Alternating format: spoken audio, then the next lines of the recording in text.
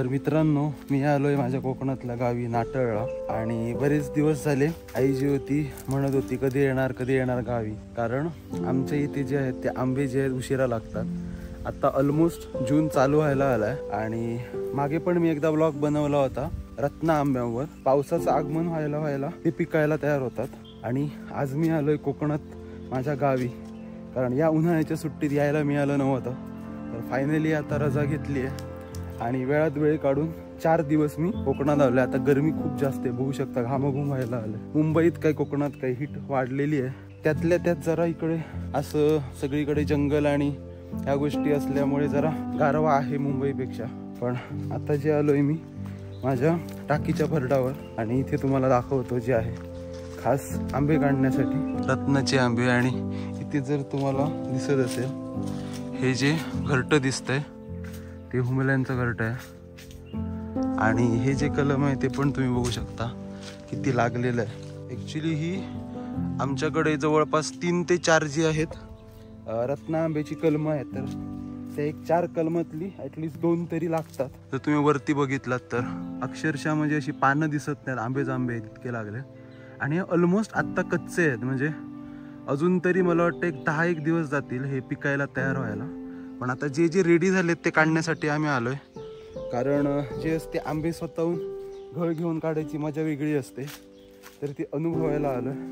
तुम्ही बघू शकता आत्ता जून चालू व्हायला आलाय, मे संपलाय आणि अजून या झाडाला मोहर दिसतोय, म्हणजे ह्याला कधी लागतील कधी पिकतील अजून महिना जाईल। तुम्हाला दाखवतो, हे मी गेल्या व्लॉगमध्ये पण एकदा दाखवलेलं। हे झाड जे आहे ते हापूस आंब्याचं आहे, आता शिडी जस्ट लावली आहे आणि हा जो आहे तो घळ आहे। तर ह्या घळाने आता हळूहळू एक जे आहेत काढू। बघा इथला जो हा आंबा आहे ऑलमोस्ट तुम्ही बघू शकता, जर तुम्हाला दिसत असेल ह्याला थोडासा पिवळट कलर आलाय ह्या आंब्याला, म्हणजे हा पिकायला आलाय ऑलमोस्ट। आता काढायला घेऊया आंबे एक घळाने।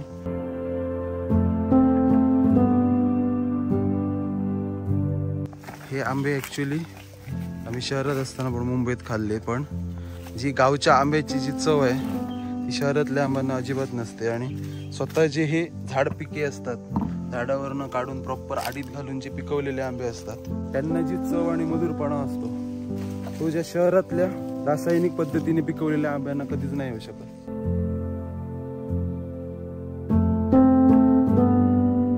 जे मी घेतलेले ना मुंबईमध्ये, त्या मुंबईतल्या आंब्यापेक्षा जवळपास 3पट मोठे आहे। हेच वाटतंय रत्नासारखे आंबे, हापूस आंबे आहेत।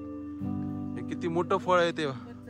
हा, जे आम्ही तिकडे डोंबिवलीत वगैरे घेतो ना ते हे काहीच नाही, ह्याच्यात जवळपास 4 आंबे मावतील ह्याच्यात। एवढं फळ बघू शकता किती मोठं आहे, असं फळ शहरात मिळत नाही। आम्ही किती शोधले पण ह्याच्यापेक्षा अर्ध्याहूनही कमी साईजचे असतात। बरेचदा काय होतं एकाच ठिकाणी असे 3-3, 4-4 असले तर एक ओढताना बाकीचे पण वजनाने, कारण आहेतच एवढे मोठे की आरामात एक पडताना दुसरा वजनाने ढकलण्याची शक्यता असते, त्यामुळे एकदम जपून काढावं लागतं एक करून।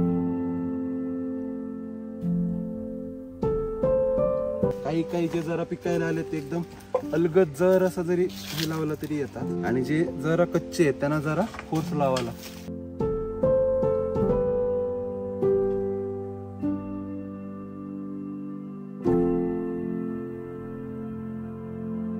आमच्या इथे काय झालंय आता, शेकरू म्हणून जो प्राणी असतो ना इकडे, आमच्या इकडे वरचं जे जांभळीचं झाड आहे किंवा आई, तो शेकरू इकडे असा बळावला हे खाऊन शेकरूने बरेच आंबे खाऊन टाकलेत। निसर्गाचे हेच खूप सारे रंग कोकणात पाहायला मिळतात। तर चला बघूया आता असेच वेगवेगळ्या गोष्टी ज्या आहेत त्या अजून एक्सप्लोर करायच्या आहेत। मी 4 दिवस आहे टोटल मुक्कामाचा इकडे, तर हळूहळू सगळ्या गोष्टी एक्सप्लोर करू।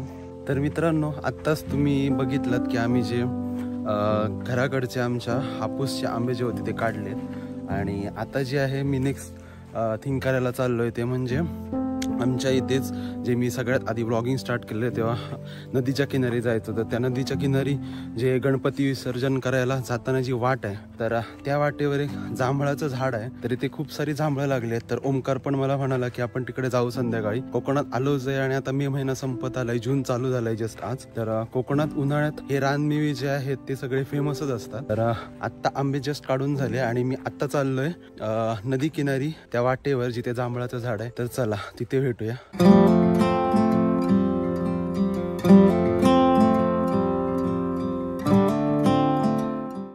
उपासनात जे साईडला बाईक लावली आणि मी चाललोय आता नदीच्या दिशेने.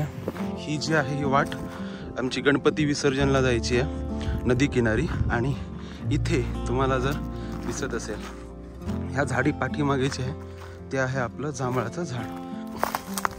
ॲक्च्युली माझ्याबरोबर ओमकार येणार होता, त्याला बोललेलो मी 4:30पर्यंत जाऊ, पण त्याच्या घरी गेलो तर लॉक होता. आय थिंक ते कुठेतरी गेलेत बाहेर. तर म्हटलं आपण जाऊन येऊ, कारण मला बाकीचे स्पॉट पण करायचे आहेत, त्यामुळे मी टाईम वेस्ट नाही करू शकत. सो मी आता एकटाच आलो इकडे जांभळीच्या झाडाखाली.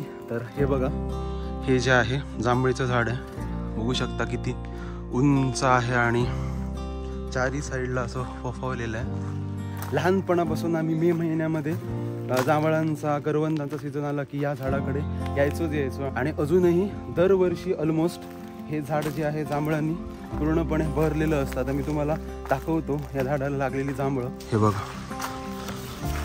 दिसत आहेत का? खूप सारी जांभळं जी आहेत ती लागलेली आहेत, संपूर्ण झाडावर दिसतात. हे बघा, हे जास्त पिकलेलं नाही म्हणून जरा असं जांभळट कलर थोडासा फेंट आहे, नाहीतरी एकदम काळीभोर टाईप होतात. तर टेस्ट करून बघूया हे कसं लागतंय. आंबट आहे का गोड आहे? चौतर आहे, बघू शकता अजून पूर्णपणे पिकलेलं नाही आहे. पिकलं की एकदम काळोभोर आणि डार्क जांभळा कलर होतो याचा. ॲक्च्युली कोकणातला जो रानमेवा असतो गावठी, त्याची चव ही अप्रतिमच असते. तर चला आता मी थोडी जांभळं बघतो जी पिकली आहेत का बघूया, कुठे खाली मिळते का. हे बघा, जसं तुम्ही इथे बघू शकता, हे बघा ह्याचा जो कलर आहे तो एकदम डार्क आहे. अजूनही तुम्हाला दाखवतो. ही बघा, हे बघा, हे बघा, ही अशी जी जांभळं आहे ती एकदम डार्क आहे, ती पिकलेली आहेत. हा गोस काढूया, ॲक्च्युली वर आहेत. हा बघा, ही जी जांभळं आहेत त्यांचा कलर बघू शकता किती डार्क आहे. जर मी टेस्ट केली तर नक्कीच गोड असणार आहे. यांचा कलर बघू शकता तुम्ही, जांभळट आहे एकदम आतून डार्क. ही प्रॉपर जी आहेत पिकलेली आहेत. माझ्या अगदी लहानपणापासून, म्हणजे अगदी 1ली, 2री, 3रीत असल्यापासून आम्ही मे महिन्यात काय जांभळीकडे, तेव्हापासूनच हे जांभळाचं झाड अजूनही टिकून आहे. जशी लहानपणी चव होती तशीच चव आहे, एकदम मधुर आणि एकदम गोड चव.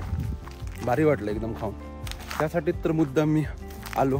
कोकणातले जे सगळे रानमेवे आहेत, विशेषतः गावाकडचे जंगलातले, तर ह्यांची खासियतच ही आहे की अतिशय मधुर, अतिशय रसरशीत आणि टप्परी फळं असतात. आणि जी मधुरता आहे, जी गोडी आहे ती इथेच पाहायला मिळते.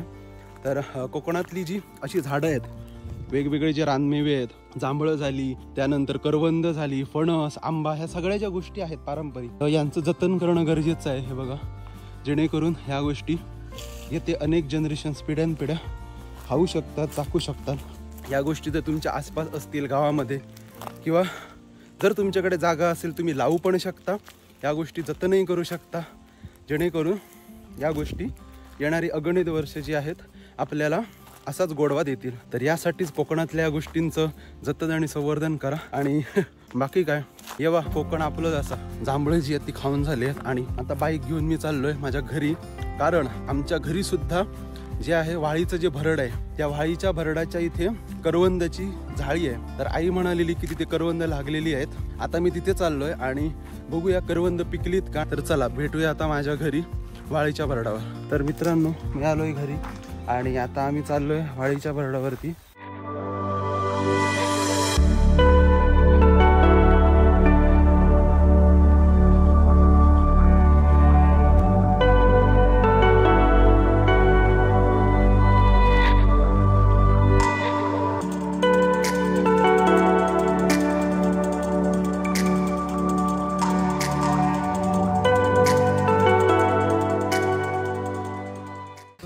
मित्रांनो, तुम्ही माझ्या घरचे जे आहेत ते वरून ड्रोनचे शॉट बघितलेच असतील. आमचं जे पूर्ण कुंपण आहे. तर आता आम्ही आलो इकडे जे आहे वाळीच्या भरडावर. आणि हे बघा, बघू शकता कोकणातला जो दुसरा रानमेवा करवंद. बघूया, ह्यावेळी एकदम छोटी छोटी लागले, काही मोठी पण आहेत, त्या छान आहेत, गोड आहे. अजून पुरी नाही पिकलीत, पिकायला अजून जरा काही दिवस जाते, त्यामुळे आंबट गोड आहे. पण बघू शकता हे बघ, इथे आणि आमच्या इथे वरती बारी आहे. त्या बारीत त्या ह्याच्याहून चौपट मोठी करवंद असतात, जांभळासारखी, परड्यामध्ये लागलेली. दरवर्षी खायला मिळतात. हे जर ते बघितलात ना, हे बघा पूर्ण खालून वरपर्यंत पूर्ण भरून गेलेलं आहे करवंदाने. अशा प्रकारे जांभळं आणि जांभळानंतर आता करवंद टेस्ट करायला मिळाले. लहानपणी जे आहे ते आम्ही ह्यांच्या पानाची थोडी कोण पिपाणी वाजवायचो लहानपणीच्या मेमरीज. आणि करवंद तर खूप खायचो. सूर्यास्त होत आलाय ऑलमोस्ट, तर आज लवकर करवंद खाऊन आम्हाला पुढे जावं लागेल, कारण शूट पण करायचं आहे. थोडीफार अजून एक 2-3 करवंद तोंडात टाकू आणि निघतोय आता मी पुढे, कारण जे आहे जायचं आहे. सनसेट होत आलाय. एकदा सूर्य खाली गेला मग ड्रोन शॉट घेऊन काही फायदा नाही एवढं चांगले. हे बघ मनी माऊ पण आलाय आमच्यासोबत. हे बघ मनी ये ये. आम्ही काय करायला गेलो एवढं मागणं बघत बघत आली. मनी मॅव, ए मनी मॅव या धर धरी. मनी मॅव पळते ती. ए मनी काय शोधायला आली तू?